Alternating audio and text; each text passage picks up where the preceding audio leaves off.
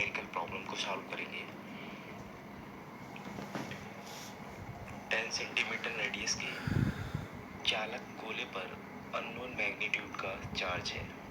यदि गोले के सेंटर से 20 सेंटीमीटर डिस्टेंस पर electric field 1.5 into 10⁻³ newton per coulomb readily inward है, तो गोले पर नेट चार्ज कितना है। हमें क्या निकालना है, चार्ज कैलकुलेट करना है कि स्फीयर के ऊपर टोटल चार्ज कितना है। सॉल्यूशन,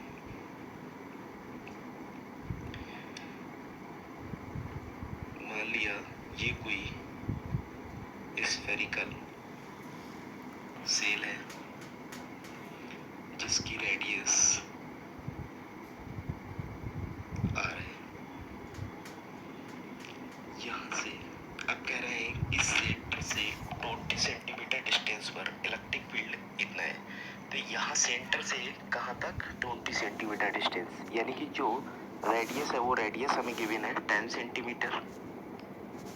तो यहाँ से यहाँ तक की जो डिस्टेंस वो कितनी है 10 सेंटीमीटर। अब यहाँ से 10 सेंटीमीटर आगे यानी कि यहाँ से टोटल 20 सेंटीमीटर, सपोज दैट माना 20 सेंटीमीटर सेंटर से बी पॉइंट तक की दूरी जो है वो 20 सेंटीमीटर है। और यहाँ पर इलेक्ट्रिक फील्ड गिवन है 1.5 into 10⁻³ newton per coulomb. Given that R is equal to 10 centimetre 0.1 metre and distance D is equal to 20 centimetre is equal to 0.2 metre. Electric field E is equal to 1.5 into 10⁻³ newton per coulomb, जो कि radially inward है। निकालना क्या है, charge Q is equal to, Q हमें calculate करना है। We know that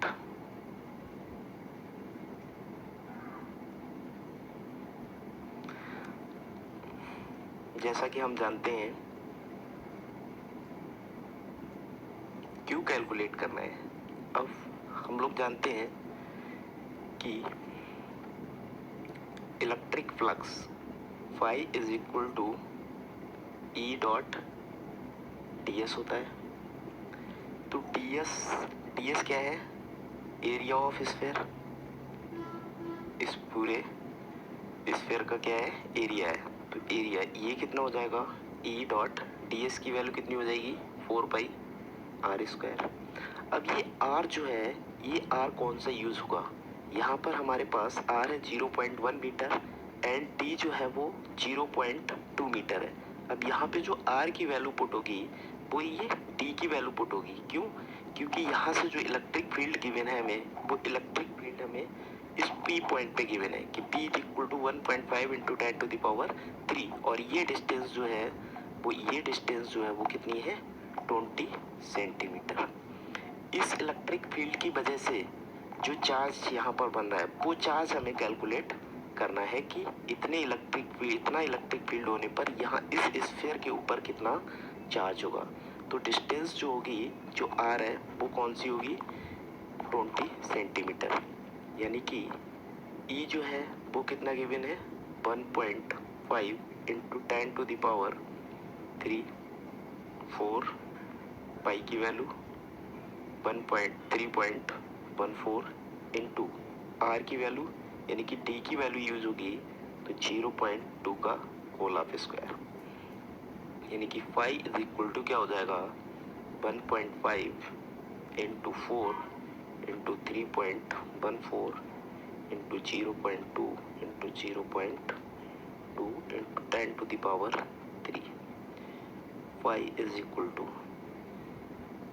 इस पूरे को मल्टीप्लाई करेंगे तो वैल्यू हमारे पास निकल के आएगी 0.753 10 टू द पावर 3। ये क्या हो गया, फ्लक्स कैलकुलेट हो गया। नाउ निकालना क्या है हमें, निकालना है हमें चार्ज। हमने फ्लक्स कैलकुलेट कर दिया। नाउ अकॉर्डिंग टू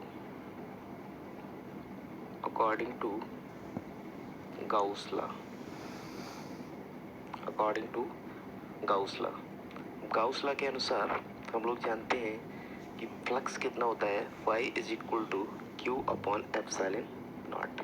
यानी कि अगर क्यू कैलकुलेट करना है, चार्ज कैलकुलेट करना है, तो क्यू इज इक्वल टू क्या हो जाएगा, फाई इंटू एप्सिलॉन नॉट। अब फाई की वैल्यू तो हम कैलकुलेट कर चुके हैं, यानी कि क्यू इज इक्वल टू क्या हो जाएगा, 0.753 इंटू 10 टू द पावर 3। और एप्सिलॉन नॉट क्या है, permittivity of free space, permittivity of free space, निर्वात की वैद्युतशीलता। इसकी वैल्यू कितनी होती है, 8.85 इंटू 10 टू द पावर -12। ये वैल्यू होती है परावैद्युता। तो Q इज इक्वल टू, अब इसकी और इसकी मल्टीप्लाई करेंगे तब हमारे पास जो वैल्यू निकल के आएगी, वो वैल्यू निकल के आती है 6.637 into 10 to the power plus की 3 एंड माइनस की 12। कितनी बचेगी, माइनस की 9। चार्ज है तो यूनिट कूलम, यानी कि जो वैल्यू निकल के आई चार्ज, इस स्फीयर के ऊपर जो चार्ज है वो चार्ज कितना है, 6.637 into 10 to the power 9 coulomb. या फिर इसी को हम लिख सकते हैं 6.63 नैनो कूलम। ये वैल्यू निकल के आएगी चार्ज की। तो इतने चार्ज की वजह से इसकी सेंटर से जो 20 सेंटीमीटर डिस्टेंस पर इलेक्ट्रिक फील्ड बन रहा है, वो इलेक्ट्रिक फील्ड कितना बनेगा, 1.5 into 10 to the power 3 newton per coulomb.